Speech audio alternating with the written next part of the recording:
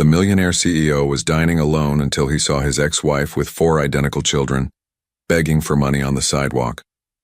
Before we dive into the story, drop a comment below and tell us where you're watching from. Enjoy the story. Maxwell Thornton swirled the amber liquid in his crystal tumbler, staring absently at the panoramic view of New York City from the exclusive restaurant on the 65th floor. The twinkling lights below seemed to mock him, each one representing a life with purpose, with connection, while he sat alone at a table meant for 2. "Will there be anything else, Mr. Thornton?" the waiter asked, hovering respectfully.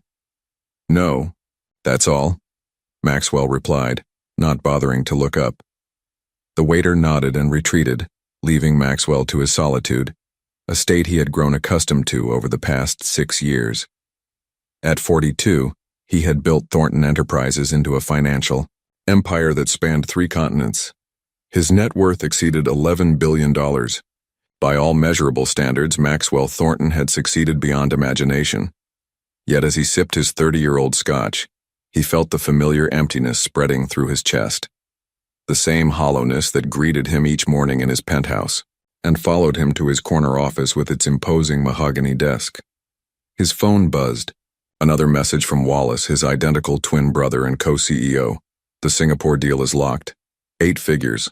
Celebrate, brother." Maxwell didn't reply. Another deal.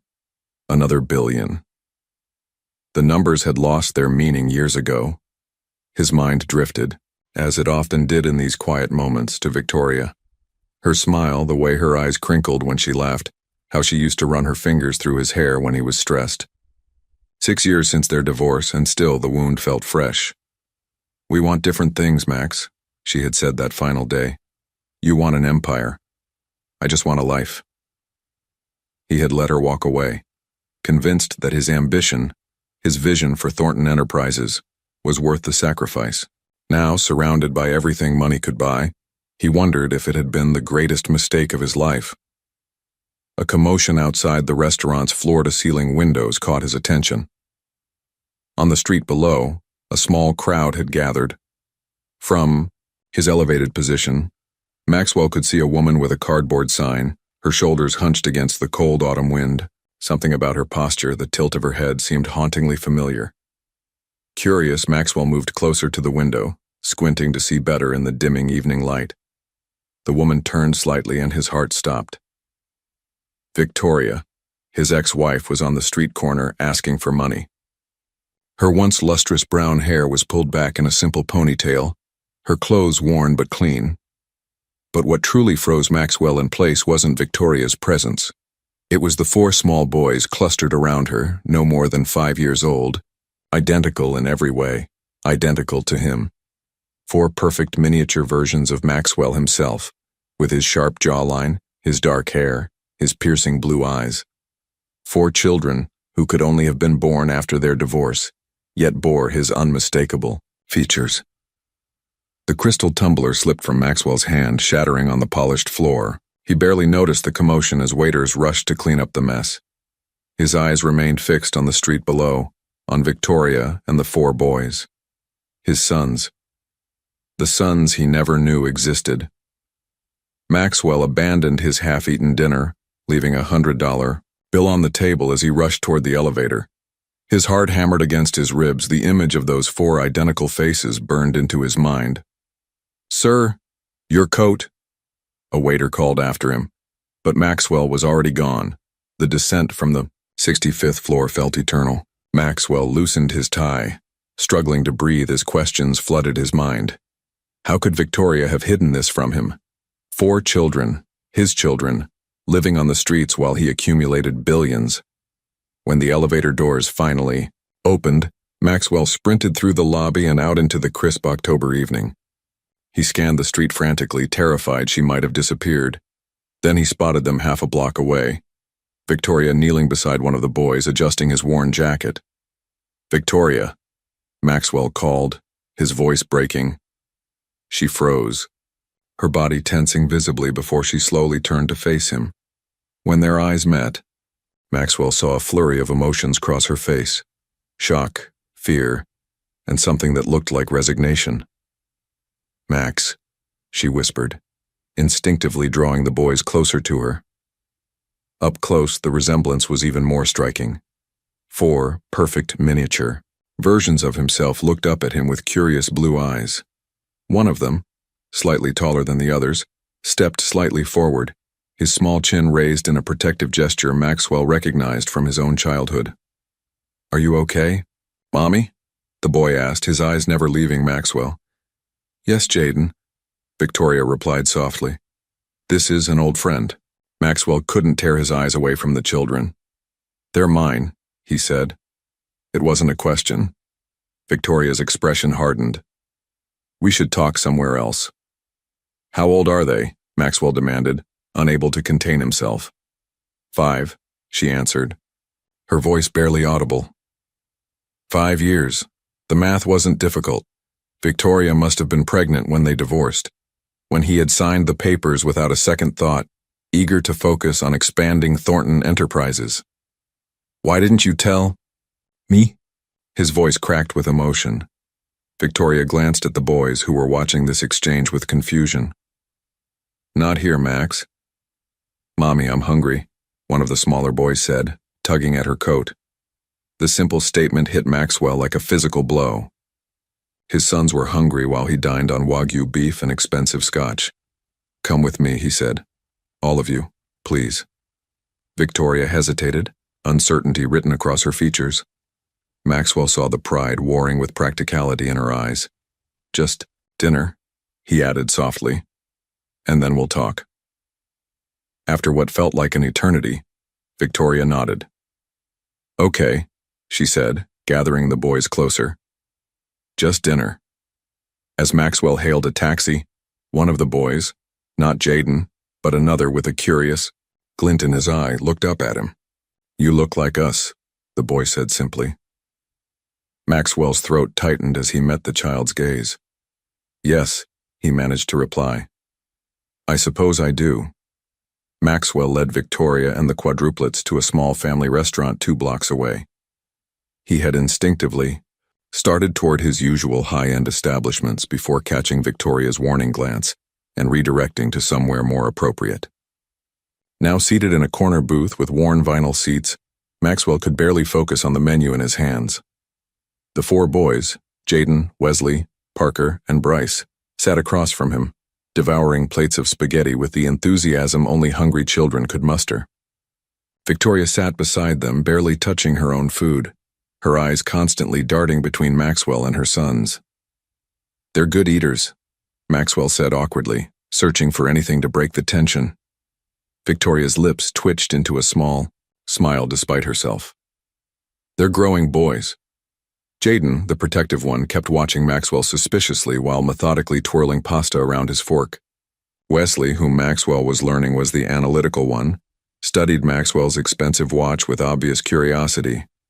Parker, the dreamer, seemed lost in his own world, humming softly while eating. And Bryce, the quiet observer, hadn't taken his eyes off Maxwell's face since they sat down. "Why do you look like us?"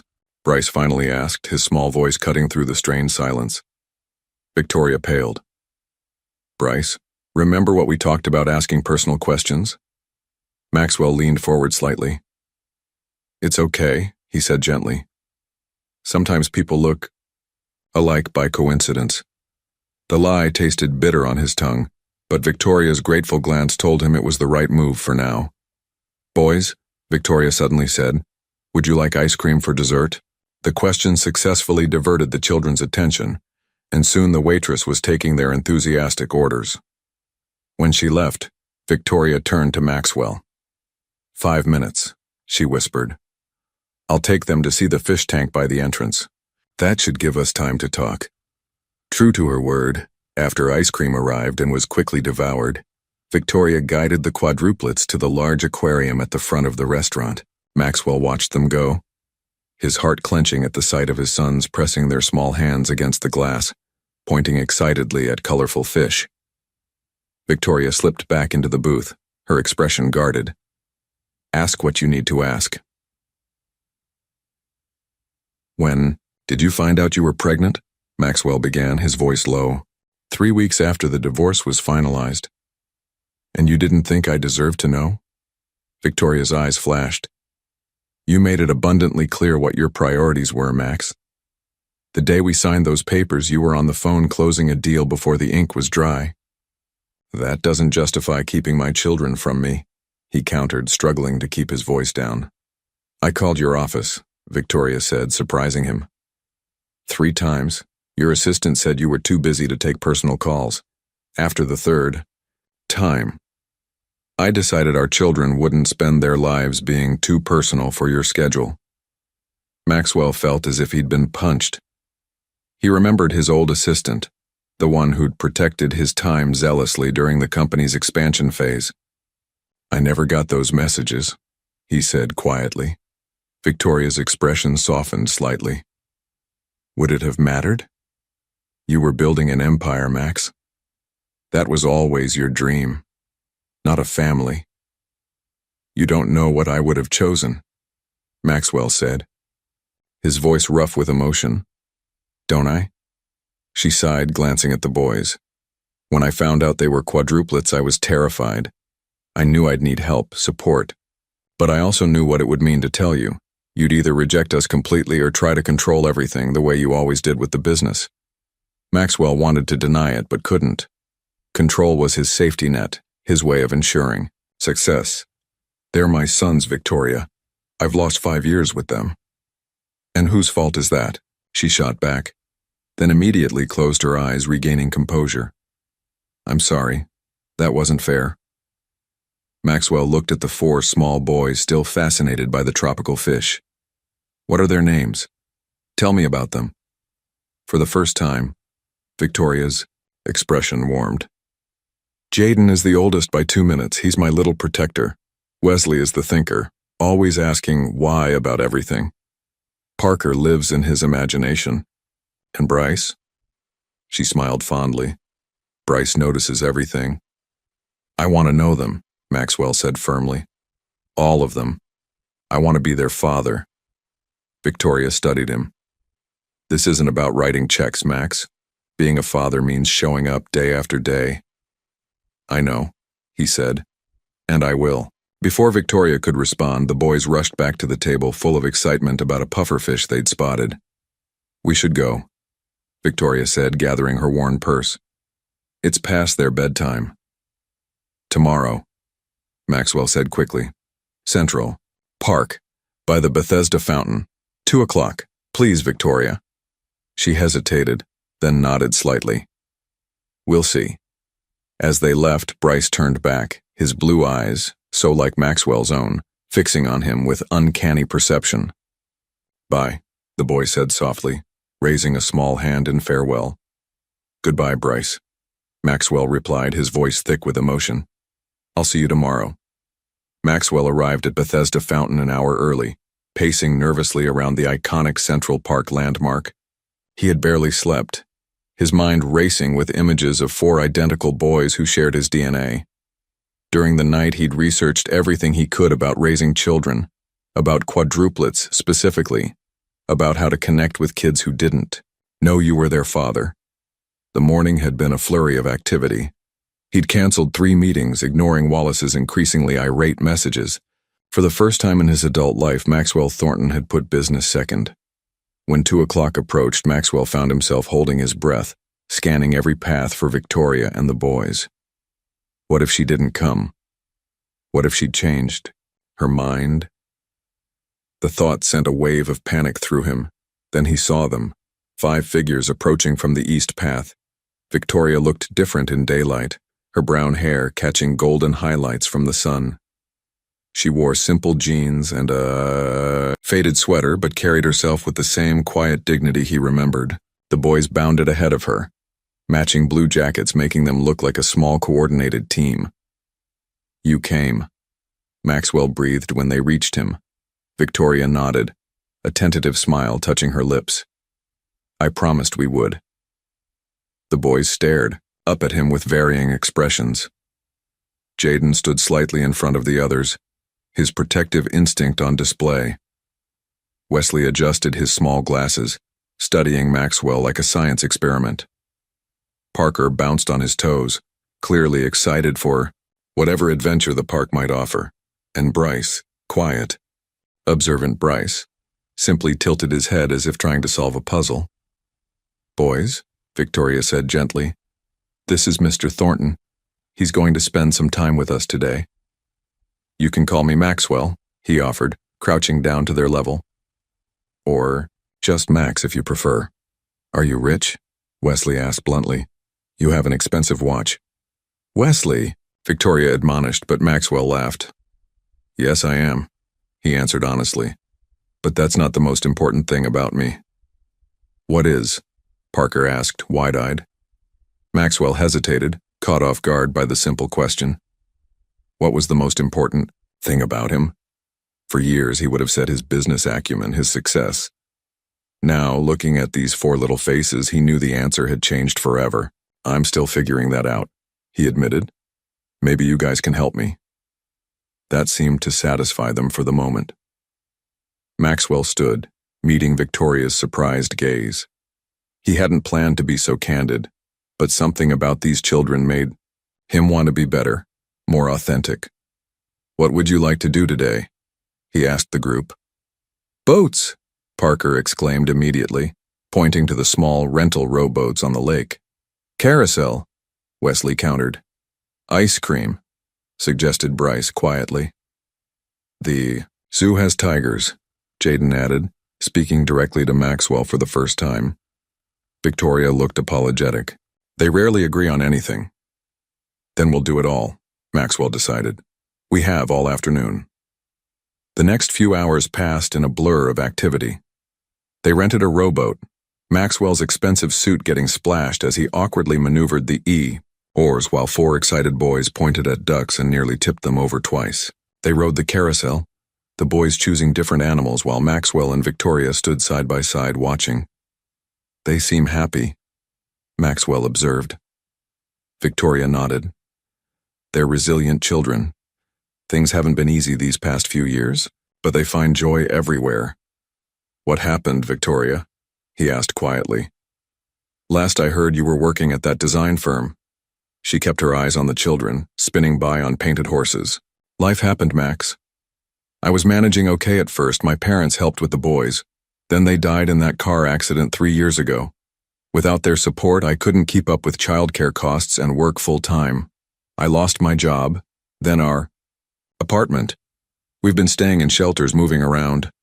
Maxwell felt a stab of guilt so intense it nearly doubled him over. "Why didn't you contact me then?" "Pride," she admitted. "Anger, maybe.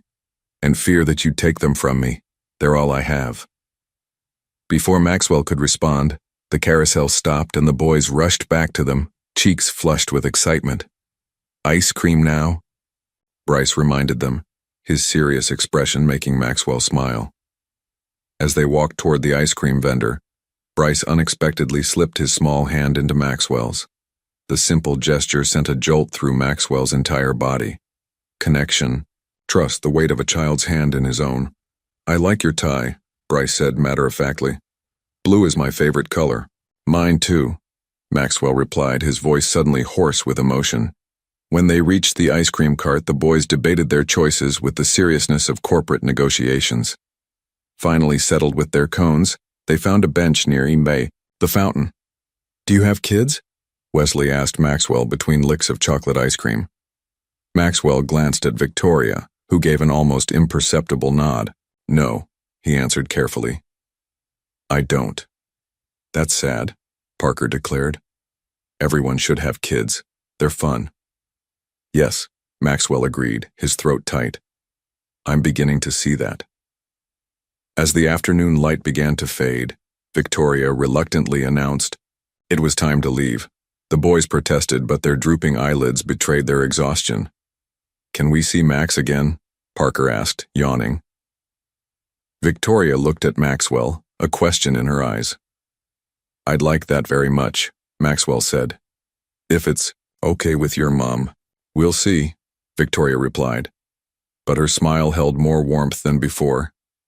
As they prepared to part ways, Jaden, who had remained watchful and reserved all afternoon, suddenly approached Maxwell. "Thanks for the ice cream," he said solemnly, offering his small hand for a shake. Maxwell shook it gently, recognizing the gesture for what it was. The first tentative step toward acceptance. You're welcome, Jaden. Thank you for spending the day with me. Maxwell sat in his office the following morning, staring blankly at spreadsheets that would normally command his full attention. The quarterly projections for Thornton Enterprises showed record growth projections, but the numbers swam before his eyes, replaced by images of 4 little boys with his face. A sharp knock interrupted his thoughts before the door swung open, without waiting for a response.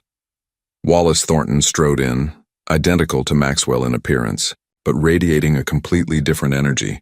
Where Maxwell was measured and strategic, Wallace was all sharp edges and impatience. You missed the Singapore call, Wallace said, dropping into the chair across from Maxwell's desk. Lee was asking for you specifically. I had to make excuses. Something came up, Maxwell replied vaguely. Wallace narrowed his eyes. Something more important than the 8-figure deal we've been chasing for months? Yes. The simple answer clearly caught Wallace off guard. The twins had built their empire on a shared understanding. Nothing came before business ever. Are you sick? Wallace asked, genuine concern briefly displacing his irritation. Maxwell leaned back, suddenly exhausted by the prospect of explaining. But Wallace wasn't just his brother. He was his business partner, his co-CEO. He deserved to know why one. Half of Thornton Enterprises had suddenly shifted priorities. I saw Victoria yesterday. Wallace's expression darkened immediately. Your ex? What did she want after all these years?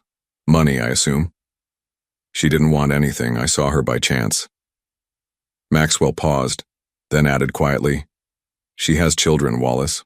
4 of them. Boys. And? Wallace shrugged. Good for her. She remarried? No. Maxwell met his twins' gaze directly. They're 5 years old, identical quadruplets. They look exactly like us at that age. The implication hung in the air between them. Wallace's expression shifted from confusion to disbelief to something harder. That's impossible, he finally said. She would have told you. She tried, apparently. 3 times. My assistant blocked the calls. Wallace stood abruptly, pacing the office. Even if they are yours, and that's a big if, where has she been for 5 years? Why show up now? His eyes narrowed. Think about it, Max. We just closed the Barnes merger. Your net worth jumped $2 billion overnight. The timing is suspicious. She didn't show up, Maxwell corrected him. I saw her on the street. She was. He hesitated, knowing how Wallace would interpret the next words.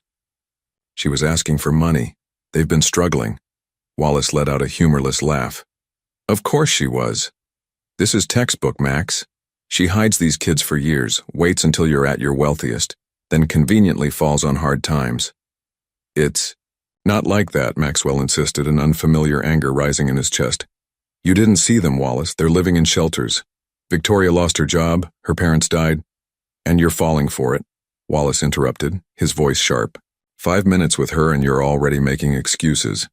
You've always had a blind spot when it comes to Victoria. Maxwell stood, matching his brother's stance. They're my sons. You don't know that. I do. One look at them and there's no question. They're Thorntons. Wallace's expression hardened. Then get a DNA test. If they're really yours, we'll handle it properly. Set up trust funds, arrange appropriate support. But Maxwell, he leaned forward, hands braced on the desk. Don't let her manipulate you into thinking you can play happy family after 6 years. The words stung because they touched Maxwell's deepest fear, that he had lost too much time, that he couldn't repair what had been broken. I'm seeing them again tomorrow, he said firmly. I promised. Wallace straightened, adjusting his perfectly tailored suit. Fine. Do what you need to do, but keep your head on straight. Remember everything we've built. He moved toward the door, then paused. And get that DNA test. After Wallace left, Maxwell sank back into his chair, conflict churning inside him. His brother's warnings weren't entirely unreasonable. The business side of Maxwell, The side that had built an empire on calculated risk and strategic thinking, knew he should proceed cautiously. But another part of him, a part long suppressed by ambition and the pursuit of success, rejected the cold analysis. He had held Bryce's small hand, had seen Jaden's protective instinct, had witnessed Wesley's curiosity and Parker's unbridled enthusiasm. He had felt a connection that transcended logic or business strategy. Maxwell picked up his phone and called Victoria's number, which she had reluctantly shared at the park. "Is tomorrow still good?" he asked when she answered. "I thought maybe we could go to the Children's Museum. The boys might enjoy it." There was a pause before Victoria replied, her voice cautious but not unwelcoming. "They'd love that. They've never been."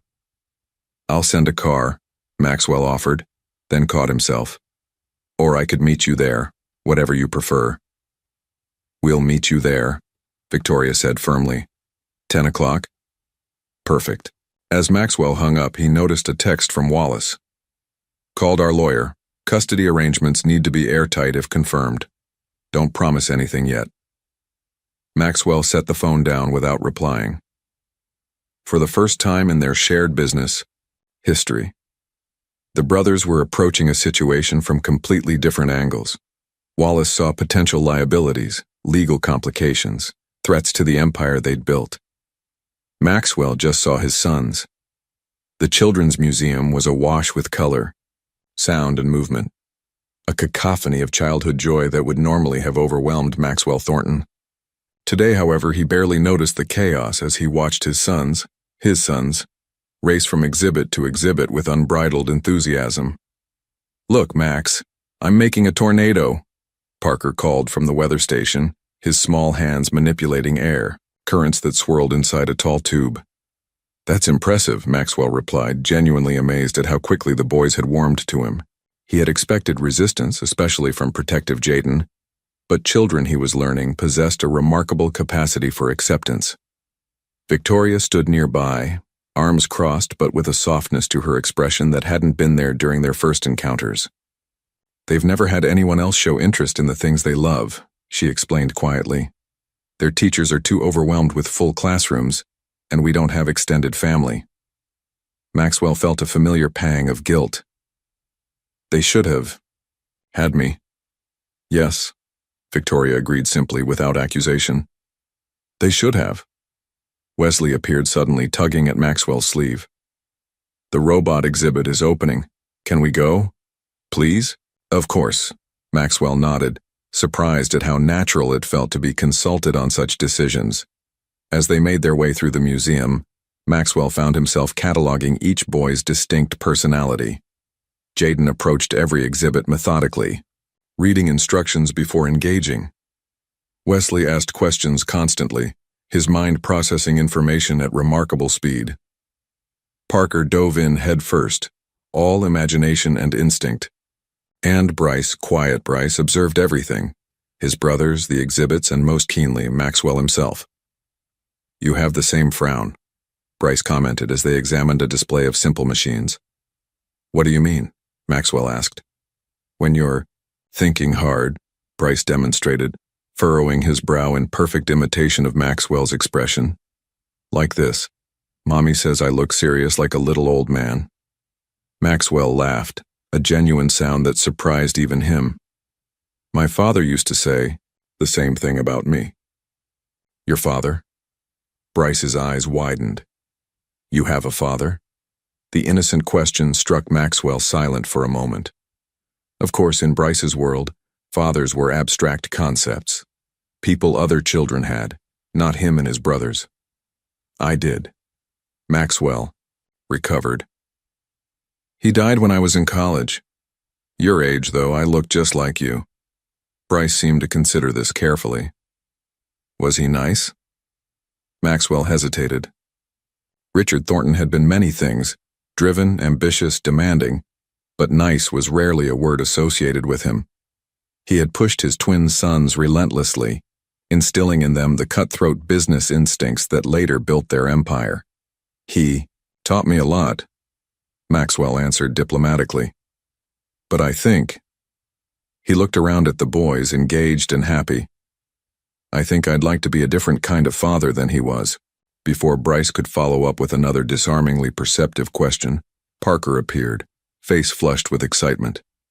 They have a space lab upstairs. Can we go to space, Max? Please? The afternoon flew by in a whirlwind of exhibits, interactive games, and scientific discoveries. Maxwell found himself fully present in a way he hadn't been in years, perhaps ever. Business calls went to voicemail, emails remained unanswered, and for once, Maxwell Thornton didn't care. When the museum staff announced closing time, 4 disappointed voices protested in unison. "We didn't see the dinosaurs yet," Jaden argued, showing unexpected passion. "Or finish the circuit board," Wesley added. "We can come back another day," Victoria promised, giving Maxwell an uncertain glance. "Definitely," he confirmed immediately. "And maybe next time we could try the Natural History Museum for those dinosaurs." The suggestion was met with enthusiastic agreement from all 4 boys. As they gathered their things, Maxwell noticed Jaden hanging back, watching him with an unreadable expression. "Everything okay, Jaden?" Maxwell asked, crouching to the boy's level. Jaden twisted his hands together, a gesture so reminiscent of Victoria that Maxwell felt his heart tighten. "Are you just being nice because of Mom?" the boy asked finally, his voice soft but direct. Maxwell blinked, caught off guard by the perceptiveness of the question. "What do you mean?" "Sometimes men are nice to Mom, but then they stop coming around," Jaden explained matter-of-factly. "I don't want my brothers to be sad if you stop coming too." The simple statement hit Maxwell with the force of a physical blow. These boys had already experienced loss and uncertainty.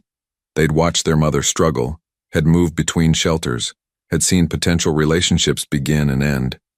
"Jaden," Maxwell said carefully, "I'm not going anywhere, I promise." The boy studied him skeptically. "Pinky promise?" Maxwell solemnly extended his little finger, engulfing Jaden's tiny one as they sealed the pact. "Pinky promise." As they exited the museum, the evening air had grown chilly. Maxwell noticed the boys' jackets were too thin for the season, another sign of Victoria's financial struggles. "Let me take you all to dinner," Maxwell suggested. "There's a great pizza place nearby that I think the boys would love." Victoria hesitated, that familiar pride warring in her eyes. "Max, please," he said softly. "It would make me happy." Something in his tone must have convinced her, because she nodded. The boys cheered, and as they walked toward the restaurant, Maxwell felt Jaden's small hand slip into his own, a gesture of trust that meant more than any business deal he'd ever closed. Later, watching the boys devour slices of pizza, their faces animated as they recounted their favorite museum exhibits, Maxwell made a decision. These children deserved stability, comfort, opportunities, all the things his wealth could provide. But more importantly, they deserved a father who was present, engaged, and putting them first. Whatever it took, whatever Wallace thought, whatever complications arose, Maxwell Thornton was all in. "They're definitely yours," Wallace said flatly, tossing the DNA test results onto Maxwell's desk. "Congratulations, you're the father of quadruplets. The legal team is drawing up child support arrangements." Maxwell picked up the paper, though he hardly needed scientific confirmation of what his heart had known from the first moment he saw the boys. He had only agreed to the test to silence Wallace's suspicions. "This isn't about child support," Maxwell said quietly, setting the results aside. "I want to be in their lives, really in their lives." Wallace sank into a chair, running a hand through his hair, a gesture identical to Maxwell's own habit when stressed. "You barely know them. Victoria kept them from you for 5 years. Are you really going to upend your entire life based on a few days with them?" "Yes," Maxwell answered without hesitation. The certainty in his voice seemed to catch Wallace off. Guard for 2 weeks now, Maxwell had spent every available moment with Victoria and the boys. Museum visits had led to playground afternoons, which had evolved into regular dinners and even a Saturday at the Bronx Zoo. Each interaction cemented his determination to be the father these boys deserved. What about the Tokyo expansion? Wallace pressed. The board meeting next week? The investor conference? You've built this company from nothing, and now you're ready to walk away for a ready-made family that didn't include you until now? Maxwell met his twin's gaze steadily. I'm not walking away from the company, I'm adjusting my priorities, Wallace scoffed. Same thing in this business, and you know it. Before Maxwell could respond, his phone buzzed with a message from Victoria. Can we talk? Alone. Coffee shop near the museum at 3? Maxwell felt a flutter of apprehension. Victoria had been gradually warming to his presence in their lives, but she remained guarded, particularly when they weren't with the boys. I need to go, he told Wallace, standing. The Johnson portfolio needs your approval by end of day, Wallace reminded him, frustration evident. It'll have to wait, Maxwell replied, already heading for the door. The coffee shop was quiet in the mid-afternoon lull. Victoria sat at a corner table, hands wrapped around a mug, her expression serious. Maxwell slid into the seat across from her, trying to read her mood. Thank you for meeting me, she began formally. Of course, Maxwell replied. Is everything all right? The boys, they're fine, she assured him quickly. They're at their half-day program. That's why I wanted to talk now. Victoria took a deep breath, seeming to gather her thoughts. The boys are getting attached to you, Max. Very attached. Wesley asked last night if you could come live with us. Maxwell couldn't suppress the surge of hope her words triggered. And how would you feel about that? Victoria's eyes snapped to his. That's not what I'm saying. I'm trying to tell you that you need to be certain about this. About them. They've had enough disappointment in their lives. I've never been more certain of anything, Maxwell said firmly. You say that now, Victoria countered. But this is still new. The novelty of fatherhood, the excitement of discovery. What happens when it gets hard? When they're sick or fighting or struggling in school? When being their father interferes with closing a big deal? Her words stung, but Maxwell recognized the fear behind them. You don't think I'm committed? I think, Victoria said carefully, that you've lived a particular way for a long time. Success, wealth, freedom, these have been your priorities. Parenthood is different. I know that. Do you? Her voice softened. Max, you missed 5 years because we both made mistakes. I should have tried harder to tell you.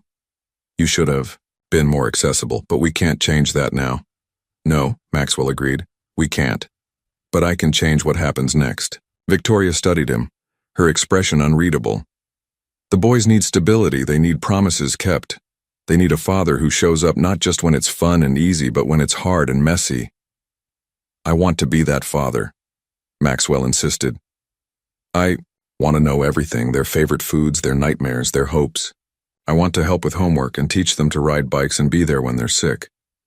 Something in Victoria's expression shifted. And what does Wallace think of all this? Maxwell stiffened slightly. Wallace's opinion doesn't matter. It does if he's going to be in their lives too. He's their uncle.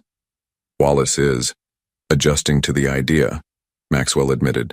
He's concerned about what this means for the business. Victoria nodded as if this confirmed something. And a week ago, wouldn't you have had the same concern? The question hit home with uncomfortable accuracy. Yes, Maxwell acknowledged. But seeing them, knowing them, changes everything. Victoria was quiet for a moment, turning her mug slowly between her palms. I need to ask you something, and I need you to be completely honest. Anything. Are you doing this because you feel guilty? Because if that's what's driving you, it won't last. Maxwell considered her question carefully. The instinctive answer was no. But Victoria deserved more than instinct. At first, maybe guilt was part of it, he admitted. But now? Now it's because I look at them and see everything I never knew I wanted. I see 4 incredible boys who somehow managed to be exactly like me and nothing like me at the same time. I see second chances. He reached across the table, tentatively covering her hand with his own. And I see you, Victoria, raising our sons with strength and grace despite everything. I see the family we could have been, could still be. Victoria withdrew her hand gently, but her expression had softened. The boys have a career day at their program next week. They've been asking if you could come. If you're serious about this, about them, that would be a good place to start. Maxwell felt his heart swell. What time? 9 o'clock. It's nothing fancy. Just parents talking about their jobs. I'll be there, he promised. And Victoria, thank you. For raising them, for keeping them safe, for being the parent I wasn't able to be. Victoria's eyes glistened slightly as she stood to leave. 9 o'clock, Max, don't be late. As Maxwell watched her go, he knew that Wallace was wrong. He wasn't throwing away everything he'd built. He was finally understanding why he'd built it in the first place. And this is what we call a balance sheet, Maxwell explained, kneeling beside Wesley as the boy examined the simplified financial document with intense concentration. It shows everything a company owns and owes. Like our chore chart? Wesley asked, adjusting his small glasses. Mom puts stickers when we do our jobs and then we get allowance. Maxwell smiled. Exactly like that, just with bigger numbers. Career day at the boys' program had been a success beyond Maxwell's expectations. He'd arrived nervous, clutching a presentation he'd spent all night preparing. One that explained investment banking at a 5-year-old level, complete with colorful charts and simple analogies. To his surprise, the boys had proudly introduced him to their teachers and classmates. This is our friend Max, he runs a company. The term friend had stung slightly, but Maxwell understood Victoria's caution. They still hadn't told the boys who he really was. Each day that passed made the conversation more necessary and more daunting.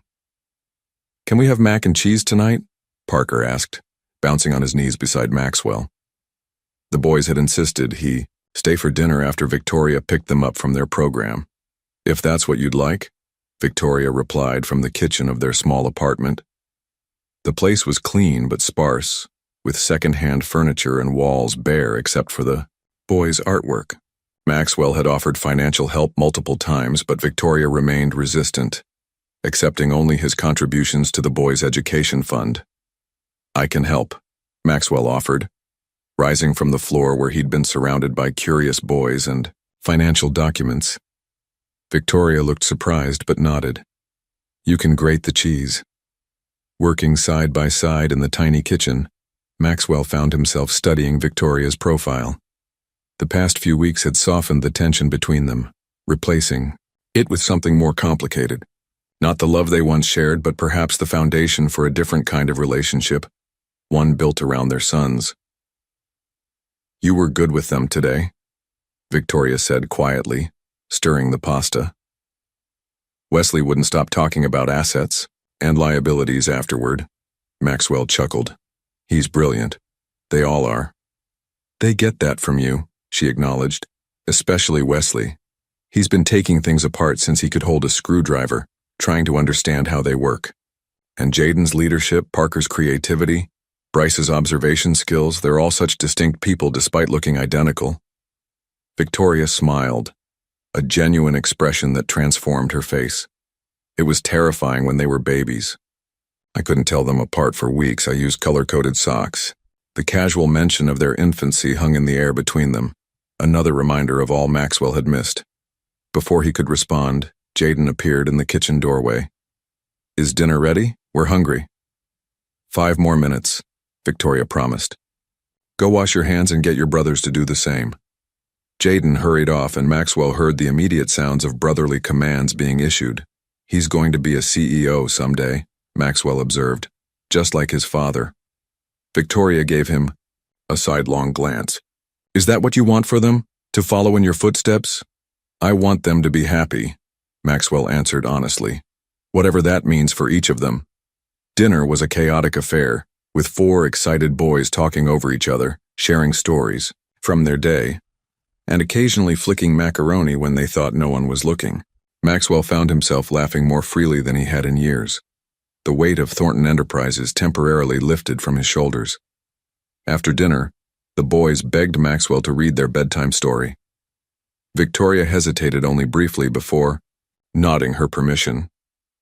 As Maxwell settled into a chair with a well-worn storybook, all 4 boys somehow managed to cram themselves around him, small bodies pressed against his sides.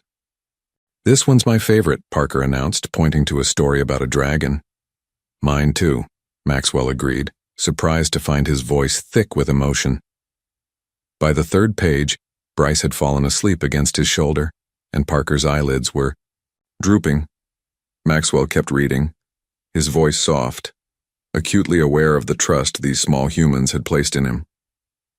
When the story ended, Victoria helped corral the sleepy boys to bed. Maxwell stood in the doorway, watching as she tucked each one in with practiced efficiency, pressing kisses to 4 foreheads and adjusting 4 sets of covers. "Good night, Max," Wesley called sleepily. "See you tomorrow?" Jaden asked, the question carrying more weight than the simple words suggested. "Of course," Maxwell promised. "Sleep well, boys." Back in the living room, Victoria handed Maxwell a cup of tea. "They've never settled down that easily before. You have a magic touch." "Hardly," Maxwell smiled. "But thank you for letting me be part of it." Victoria sat across from him, her expression turning serious. "We need to tell them, Max, soon. They're asking questions I'm struggling to answer." Maxwell nodded. "I agree. When do you think would be best?" "This weekend?" Victoria suggested. "We could take them to the park, somewhere comfortable for them, and explain it together." "Together," Maxwell repeated, liking the sound of it. "I'd like that." As he prepared to leave, Maxwell found himself reluctant to return to his empty penthouse. Here, in this small apartment with mismatched furniture and crayon drawings on the refrigerator, he had found something his wealth had never been able to buy: belonging. "Maxwell," Victoria said as she walked him to the door, "they're going to have a lot of questions about why you weren't there before, about whether you're staying. We need to be united in our answers." "I'm not going anywhere, Victoria," Maxwell assured her. "Whatever happens between us, I'm their father. Always." She nodded, a small smile touching her lips. "Good night, Max." "Good night." As Maxwell stepped into the hall, he heard the patter of small feet behind him. Turning, he found Bryce in his pajamas, clutching a small plush dinosaur. "You forgot something," the boy said solemnly, holding out a folded piece of paper. Maxwell knelt down, accepting the offering. "What's this?" "A picture of our family," Bryce explained. "For your house, so you won't be lonely." Maxwell unfolded the paper to find a crayon drawing of 5 stick figures, 4 small ones and 1 tall one. All had the same blue eyes and dark hair. "It's perfect," Maxwell whispered, gathering Bryce in a gentle hug. "Thank you." As Victoria ushered a sleepy Bryce back to bed, Maxwell carefully placed the drawing in his inside jacket pocket, close to his heart. It was the most valuable thing he now possessed. Saturday dawned clear and crisp, a perfect autumn day. Maxwell arrived at the entrance to Central Park with his stomach in knots. Today was the day his sons would learn who he really was. His phone had been buzzing all morning with messages from Wallace about the upcoming board meeting, but Maxwell had silenced it. Nothing was more important than this moment. Victoria was already waiting with the boys, who raced toward him the moment they spotted him. "Max," Parker called, launching himself forward for a hug that Maxwell gratefully returned. "We brought a soccer ball and a frisbee," Jaden added, holding it up proudly. "Excellent choices," Maxwell smiled, looking over their heads to meet Victoria's gaze. She gave him a small nod, her expression a mix of nervousness and resolution. They found a quiet spot near the conservatory garden, less crowded than other areas of the park. The boys immediately wanted to play, but Victoria called them back. "First, we need to talk about something important," she said, her voice gentle but firm. "Then we can play all afternoon." The boys exchanged glances, sensing the shift in mood. They settled on the blanket Victoria had spread out, cross-legged and expectant. Maxwell sat beside Victoria, his heart pounding so hard he was certain everyone could hear it. "Boys," Victoria began carefully, "remember how you've asked me about your dad before? About why you don't have one like some of your friends do?" 4 heads nodded in unison, suddenly completely focused. "Well," Victoria continued, taking a deep breath, "everyone has a father. Even if they don't always know them or live with them, Like Tommy from school, Wesley commented. His dad lives in Chicago. That's right, Victoria nodded. Sometimes parents live in different places but are still both important. She glanced at Maxwell, a silent signal that it was his turn. Maxwell cleared his throat, feeling simultaneously terrified and completely certain. The truth is, he said gently, you do have a father. You've always had one. He just didn't know about you until recently. The boys looked confused, glancing between the adults with furrowed brows. Your father didn't know you were born, Victoria explained. That was my fault. I didn't tell him. But now he knows, and he wants very much to be part of your lives. Bryce, always the most perceptive, was the first to understand. His blue eyes, so like Maxwell's own, widened as he stared at the man sitting across from him. Is it you? He asked softly. Are you our dad? The simple question hung in the air. Maxwell felt his throat tighten as he nodded. Yes, Bryce, I'm your father. Silence fell over the group as 4 identical faces processed this revelation. Maxwell held his breath, terrified of rejection, of anger, of confusion too complicated for 5-year-olds to navigate. Wesley, logical as always, was the next to speak. That's why we look like you. Yes, Maxwell confirmed. That's why. Jaden frowned, his protective instincts visibly engaged. Why didn't you find us before? He demanded, a hint of accusation in his voice. I didn't know about you, Maxwell explained gently. If I had, I would have been there from the very beginning. I would have been at every birthday, every first day of school, every moment. Your father and I made mistakes, Victoria added, placing a reassuring hand on Jaden's shoulder. Adult mistakes, but none of those mistakes change how much we both love you. Parker, who had been unusually quiet, suddenly launched himself at Maxwell, wrapping his arms around his neck. I knew it, he exclaimed. I told Bryce you had to be somebody important to us. Maxwell hugged him back, emotion threatening to overwhelm him. You are the most important people in the world to me, he managed to say. Bryce moved next, silently joining the hug. Wesley followed, adjusting his glasses before pressing himself against Maxwell's side. Only Jaden remained apart, watching with conflicted eyes. It's okay to need time, Jaden, Victoria said softly. This is big news. The boy twisted his hands together, that gesture so like his mother's, and looked directly at Maxwell. If you're our dad, does that mean you're staying forever? Not just visiting? Maxwell held the boy's gaze steadily. Forever, he promised. Nothing could keep me away now that I've found you. Jaden considered this, his 5-year-old face solemn with the weight of decision. Finally, he nodded once and moved forward, completing the circle of small arms around Maxwell. Maxwell closed his eyes, holding his sons, all 4 of them, for the first time as their father. The feeling was indescribable, a completion he hadn't known he was missing until this moment. When they finally broke apart, Parker immediately had questions. Can we call you Dad now? He asked eagerly. I'd like that very much, Maxwell answered, his voice rough with emotion. Does this mean you'll come to my soccer game on Tuesday? Wesley wanted to know. Wouldn't miss it for anything, Maxwell assured him. Do you have toys at your house? Bryce inquired practically. Maxwell laughed. Not yet, but we can fix that. Victoria watched the exchange with glistening eyes, relief evident in her posture. Whatever she had feared, rejection, confusion, anger, hadn't materialized. Instead, their sons had accepted the truth with the remarkable resilience of childhood. As promised, they spent the afternoon playing soccer and frisbee, stopping for hot dogs from a vendor and ice cream cones that dripped sticky trails down small fingers. Through it all, Maxwell found himself repeatedly pulled into the moment by cries of, Dad, watch this, or Dad, your turn, each use of the word filling him with joy. Late afternoon sun was slanting through the trees when they finally packed up to leave. The boys were exhausted but happy, buzzing with new possibilities. Can we see Dad's house? Wesley asked as they walked toward the park exit. Victoria and Maxwell exchanged glances. Soon, Victoria promised. We're taking things one step at a time. As they prepared to part ways, the boys and Victoria to their apartment, Maxwell to his penthouse, Jaden approached him, hanging back from his brothers. I have a question, he said seriously.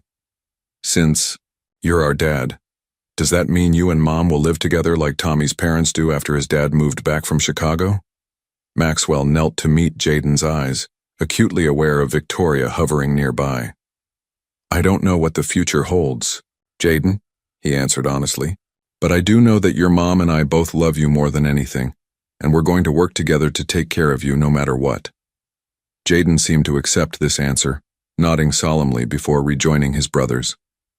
Thank you, Victoria said quietly as the boys ran ahead, for being honest with him. With all of them. Maxwell watched his sons, his heart full. It's the foundation they deserve, he replied simply. Truth, trust, and the knowledge that they are loved beyond measure. Maxwell, Thornton had never been more exhausted or more fulfilled in his life. 2 weeks after revealing his identity to his sons, he found himself juggling board meetings and bedtime stories, investor calls and soccer practice. He had made good on his promise to attend Wesley's soccer game, much to Wallace's frustration when he rescheduled a major client meeting to do so. Daddy, is this right? Parker asked, holding up his math homework with pride. They were gathered in Victoria's small living room, the boys sprawled across the floor with their schoolwork while Maxwell helped where needed. Let me see, Maxwell said, examining Parker's neat numbers. Perfect. You're a natural with addition. The simple domestic scene still felt surreal. In a few short weeks, Maxwell had gone from solitary billionaire to hands-on father of quadruplets. The transition hadn't been seamless. He still had moments of panic when faced with tasks Victoria handled with practiced ease. But he was learning. When, "Can we see your house?" Bryce asked for perhaps the 20th time that week. Maxwell glanced at Victoria, who was watching from the kitchen doorway. They had been cautiously navigating co-parenting, establishing boundaries and routines that worked for everyone. Actually, Victoria said, surprising Maxwell, I was thinking this weekend might work if your father is free. Really? Maxwell couldn't hide his delight. Victoria had been hesitant to let the boys visit his penthouse, concerned about the stark contrast between their modest life and Maxwell's luxury. She nodded. They need to know all parts of your life just like you're learning about theirs. Later that night, after the boys were asleep, Maxwell lingered in the kitchen helping Victoria clean up. Thank you, he said quietly, for letting them visit the penthouse. I know you're worried about the differences in our lifestyles. Victoria wiped her hands on a dish towel, her expression thoughtful. They're Thorntons too, Max. I can't pretend that part of them doesn't exist. She smiled slightly. Besides, Jaden has decided he's going to be a businessman like his dad. He put on Wesley's glasses yesterday and pretended to make business calls. Maxwell laughed, warmth spreading through his chest at the image. Wallace would be pleased. He's been asking when he can meet them. Victoria's smile faded. Wallace, he still doesn't trust me, does he? Wallace doesn't trust anyone, Maxwell replied honestly. But he'll come around when he meets them. How could he not? As Maxwell prepared to leave, Jaden appeared in the hallway, rubbing sleepy eyes. Dad, are you leaving? Maxwell's heart still skipped at being called Dad. He knelt down, smoothing Jaden's tousled hair. Just going home for tonight, but I'll see you tomorrow after school. Jaden nodded, suddenly wrapping his arms around Maxwell's neck. Love you, Dad, he mumbled against Maxwell's shoulder. I love you too, buddy, Maxwell whispered, holding his son tight. More than you'll ever know. They're absolutely charming, Wallace Thornton said, swirling his scotch as he paced Maxwell's office. Particularly Wesley. The boy's mind is remarkable. Maxwell studied his twin cautiously.